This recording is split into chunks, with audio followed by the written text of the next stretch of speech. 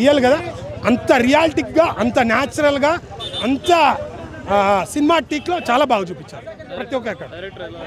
First director గారికి sir మీకు దండం పెట్టాలి, బెస్ట్ లెవెల్ అండి. ఇప్పుడు నేను ఒక KGF RRR సినిమా ఆ రేంజ్లో ఈ సినిమా అంటే నేను అది ఎక్స్పెక్టేషన్ చేసిపోయాను కాబట్టి ఆ ఎక్స్పెక్టేషన్ ఇది ఎక్స్పెక్ట్ చేయకుండా వచ్చిన సినిమా ఇక్కడ టచ్ అయింది. నిజంగా చెప్తున్నా, బాడీలో ఇట్లా షవరింగ్, ఒక్కొక్క డైలాగ్ అంటే ప్రతి ఒక్క సీన్స్ వస్తుంటుంటాయండి. ఏంద్రా ఇది అసలు ఎక్కడికి తీసుకెళ్తుంటే పీక్స్. ఇప్పుడు సినిమా స్టార్టింగ్ అయ్యే కొద్ది ఒక మెట్టు ఎక్కితే ఇంకో మెట్టు ఇంకో మెట్టు ఇంకో మెట్టు ఇంకో మెట్టు పీక్స్కి తీసుకెళ్ళింది లాస్ట్ వరకు. ఎక్కడ బోర్ అనిపించేది. ఇంటర్వెల్ అయితే నెక్స్ట్ లెవెల్, దాని తర్వాత ఇంకా నెక్స్ట్ లెవెల్. ప్రతి ఒక్క నాకైతే ఎక్కడ కాంట్రవర్సీ అన్నట్టు అనిపించలేదు, జరిగిందే చూపించాడు.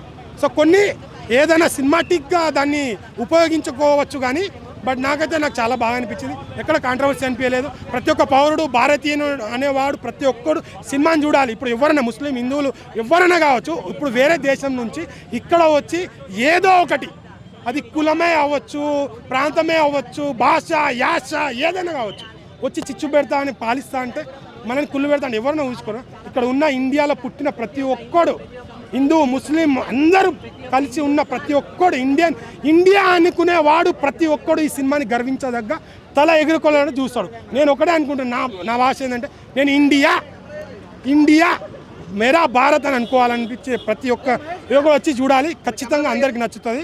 సో ఎవరు మిస్ కాకండి. సినిమా చూసిన తర్వాత ఇది నిజం కదా అని ఒక స్టోరీ మోటివేషన్ అయితే నాకు చాలా బాగా నచ్చింది. అంటే అప్పట్లో అంత మోటివేషన్ చేసే వాళ్ళు ఉన్నారా అనే ఫీలు, ఆ గూస్ బంప్స్, ఆ మోటివేషన్ నాకు చాలా బాగా నచ్చింది. బట్ నాకైతే కాంట్రవర్సీ చేసినట్టు అనిపించలేదు. సో మీరు కూడా చూసి ఒక కాంట్రవర్సీ అయితే చెప్పండి. ఆల్రెడీ ఈ సినిమాని ఆపాలని అనుకున్నారు, బట్ ఈ సినిమా ఎవరైతే అనుకున్నారో వాళ్ళు సినిమా చూడండి. ఈరోజు ఈ సినిమా రిలీజ్ అయిందంటే దాంట్లో మంచి పాయింటే, మంచి కథనం, మంచి నిజం ఉంటేనే కదా రిలీజ్ అవుతుంది, లేకుంటే అప్పుడే ఆపేస్తారు కదా. సో ఇప్పుడు చూడండి సినిమా, ఇప్పుడు డెబేట్లు పెట్టండి, ఇప్పుడు జనాలకు చెప్పండి ఏది తప్పుందో, ఏది రైటో, ఏది అబద్ధమో ఇప్పుడు చెప్పండి. ఇంతకుముందు ఆపడం ఎందుకు, ఇప్పుడు ఆపడానికి ట్రై చేయండి మీరు సినిమాని. ఒక ఇండియాగా, ఒక నా ఇండియా ఇది, వేరేడు ఎవడన్నా పాలిస్తే నేను ఎందుకు కుక్కుంటా, ఒక ఇండియనోడిగా అని చూడండి సినిమా. అదే కోణంలో ఎందుకు చూస్తారు అని నేను అనుకుంటున్నా. ఒక చరిత్రగా చూపించారని నేను అనుకుంటా. బట్ ఏదైనా సినిమాటిక్గా అవి ఉంటే ఏదైనా తప్పు ఉండొచ్చు. ఏది ఇప్పుడు తప్పు చేయని మంచిగా ఉండడు, ఎవరు ఉండరు. ప్రతి ఒక్క మోటివేషన్ సీన్స్, డైలాగ్స్, BGMs, వచ్చే క్యారెక్టర్స్, వాళ్ళు అక్కడ ఉన్న వాళ్ళని ఎలివేట్ చేయడం, ఇది మనది మనం అనేది చాలా నా వరకు చాలా బాగా నచ్చింది. అది లాస్ట్కు వాళ్ళే ఎక్కడి నుంచి అయితే వచ్చారో వాళ్ళే ఒక డైలాగ్ చెప్తారు. సో ఇక్కడ మనం కాలేము, మన వాళ్ళ కాదని వాళ్ళు అప్పగిచ్చేసి మన హైదరాబాద్ మన హ్యాండ్ ఓవర్లో వచ్చేస్తుంది. అది నిజం. అంటే సినిమా చూసిన తర్వాత మీకే రియలైజ్ అనిపిస్తుంది. అప్పుడు మీరు కాంట్రవర్సీ చేయొచ్చు, ఏదైనా చేయొచ్చు అని నా ఒపీనియను. బట్ అందరూ ఇప్పుడు నేనే తోపు అని కాదు. సో నాకు నచ్చిన పాయింట్స్, నాకు ఇది ఒక హిందువుగా, ఒక ఇండియన్గా నాకు హక్కు ఉంది, కానీ ఒకరిని విమర్శించి ఒకరిని చేసే హక్కు నాకు లేదు. బట్ కొన్నిసార్లు ఏంటంటే మనం మాట్లాడే నిజం చెప్పడంలో కొన్ని వాస్తవాలు, ఇప్పుడు ప్రతి ఒక్క మనిషి 100% ఉండాలని ఎవరికి గ్యారెంటీ లేదు.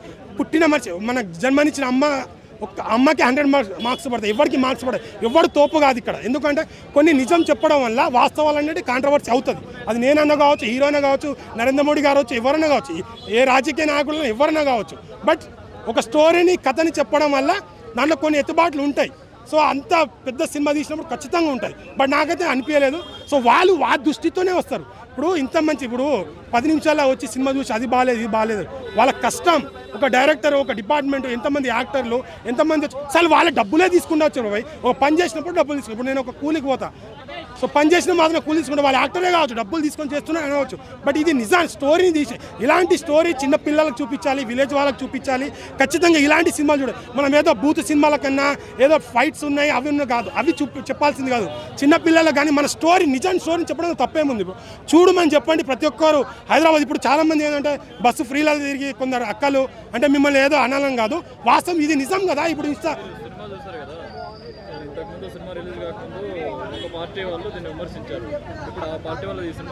నేను అదే ఇందాక కూడా అదే చెప్పాను బ్రో. ఆ పార్టీ వాళ్ళు మీరు ఎవరెవరైతే విమర్శించారో ఒకటి రో బుక్ చేసుకోండి మీ వర్గ.